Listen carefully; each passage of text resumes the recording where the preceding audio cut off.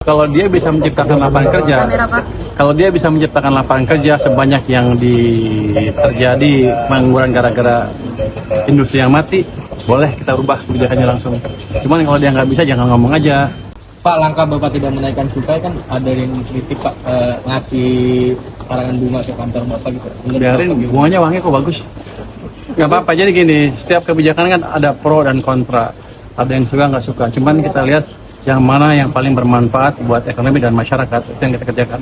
Kan sudah hitung alasannya kenapa, karena saya nggak mau industri kita mati.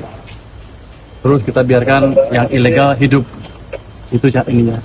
Oh, nggak naik udah syukur, harusnya kan mereka minta turun, ujungnya minta turun sih. Mereka bilang sudah cukup nggak naik, sambil saya jaga market di sini supaya produk-produk legal dari luar maupun dari dalam tidak menguasai pasar. Alasannya kan kesehatan Pak, itu menurut Bapak gimana Pak? Siapa yang bilang? Kalau dia kesehatan, dia suruh kalau dia bisa menciptakan lapangan kerja, kalau dia bisa menciptakan lapangan kerja sebanyak yang terjadi pengangguran gara-gara industri yang mati, boleh kita rubah kebijakannya langsung. Cuman kalau dia nggak bisa, jangan ngomong aja. Kan masyarakat juga perlu penghidupan kan. Saya bilang harus ada keseimbangan kebijakan. Kalau kita mau ngajarin supaya mereka nggak ngerokok, ya diajarin pengertian supaya nggak ngerokok. Dan harusnya bertahap. Saya belum melihat program yang bertahap yang menciptakan lapangan kerja yang menggantikan orang-orang yang kerja di industri rokok kalau itu tutup semua. Jadi dia desain kebijakannya apa, nanti saya ikutin. Kalau bagus. Pak, soal yang kata Bapak dengan pertumbuhan ekonomi di kuartal 4 ini optimistis ke 5,5%, itu kalau misalnya di kuartal ini itu kira-kira di sektor apa aja yang bisa meningkatkan?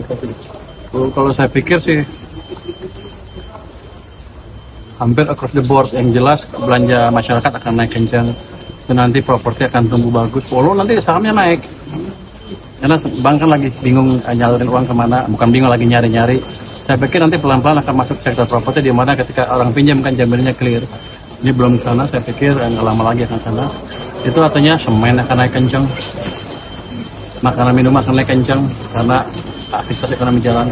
Jadi harusnya across the board yang mengalami pertumbuhan lebih cepat. Ini kan kita masukin ke sistem, nggak dipilih-pilih kan. Perbankan yang milih dan sistem yang milih sendiri.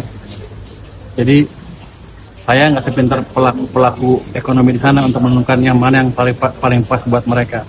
Yang saya lakukan adalah menciptakan keadaan di mana mereka mengoptimalkan apa-apa yang mereka butuhkan maupun bisnis apa yang mereka ingin kerjakan. Tentunya mereka udah hitung kan, kalau rugi ngapain dia masuk situ.